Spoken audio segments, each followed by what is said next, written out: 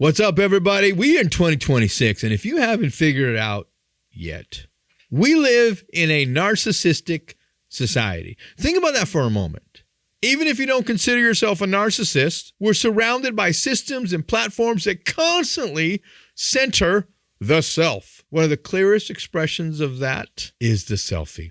So the real question isn't whether selfies are good or bad. The question is what they reveal about how we tell stories and who those stories are actually centered on. Because if we're honest, a lot of our storytelling sounds more like a selfie than a bridge to the audience we're trying to move.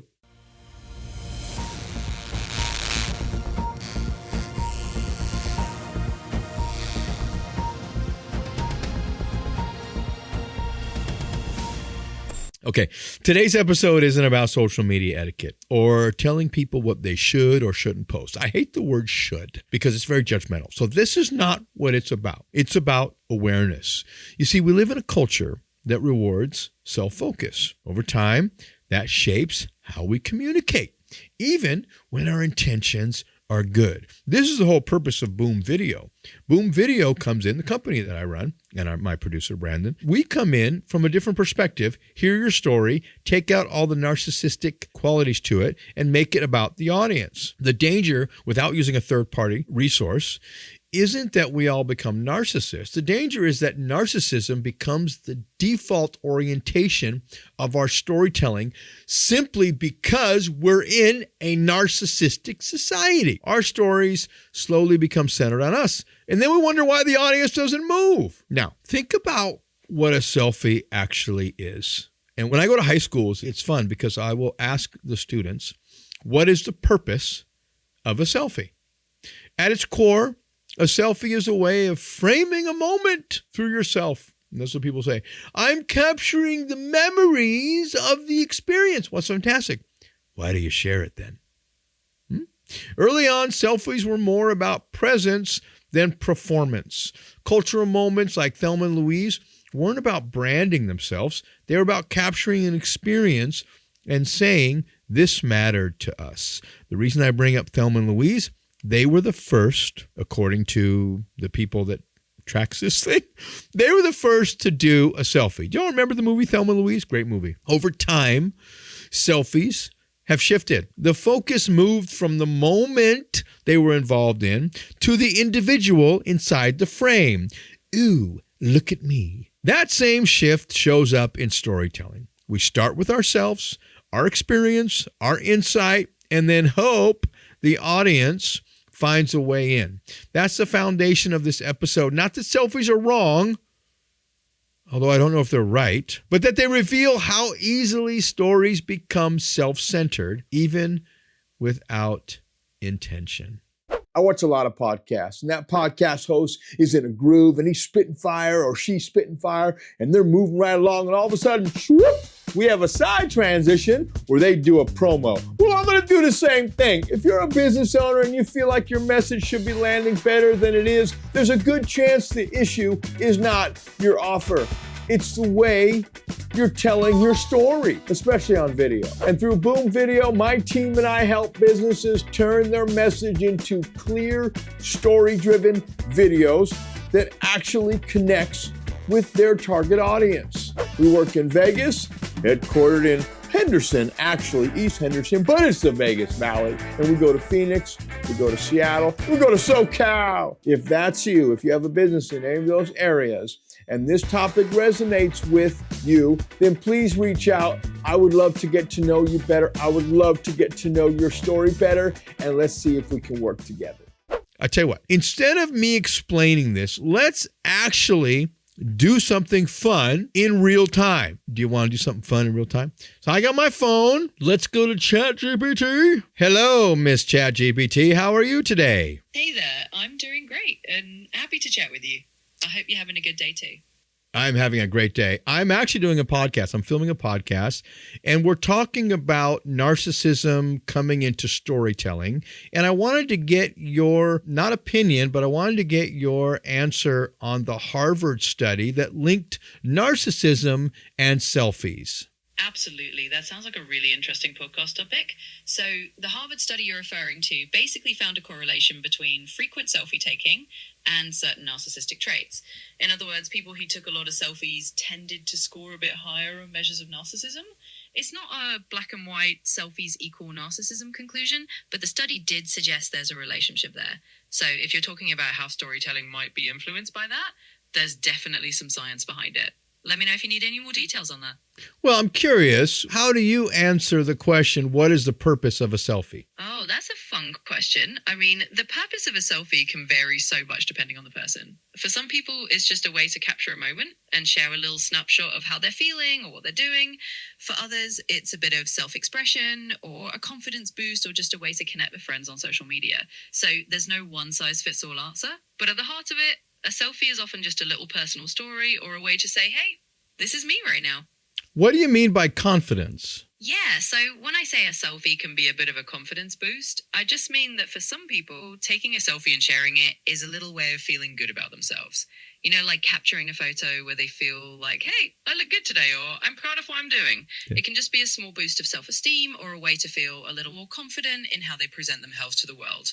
So it's kind of like a quick personal pep talk in photo form.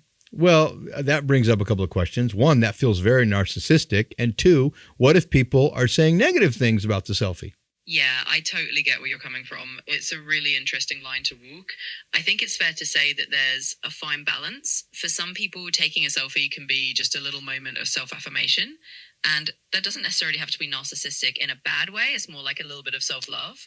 But of course, if it becomes all about seeking validation from others, or if people respond negatively, that can definitely complicate things. And it can make people feel more insecure if they're getting negative feedback. So it's definitely a double-edged sword.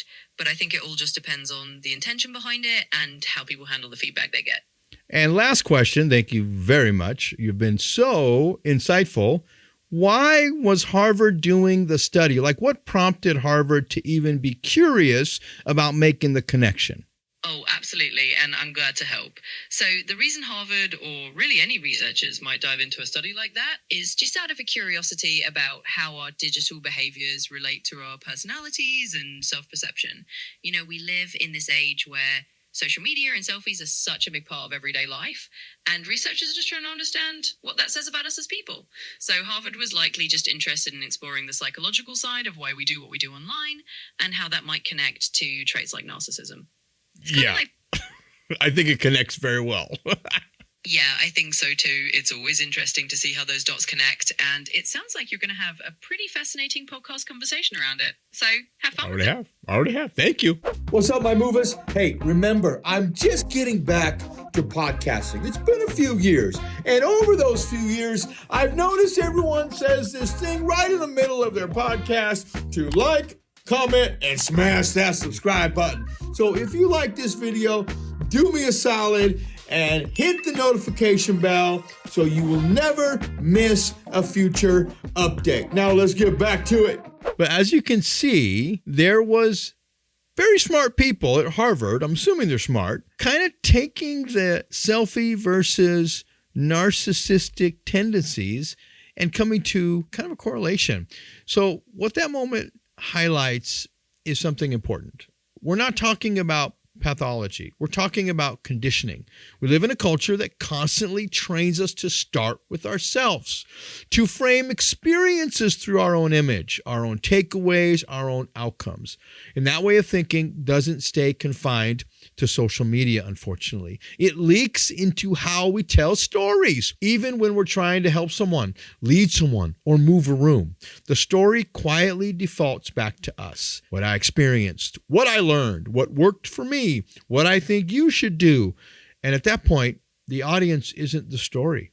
They're watching it, and they're not moved. Now, there's nothing wrong with self-expression. In fact, there's another study that talks about people not getting promoted because they don't promote themselves enough. So we'll do an episode on the humble ego at another time. The problem is confusing expression with connection. Expression starts with what I feel or what I learned. Connection starts with what the audience needs to recognize about themselves. A narcissistic culture trains us to express first and consider impact later. Influence works in the opposite direction. If the audience can't see themselves early, they disengage, no matter how strong your ending is.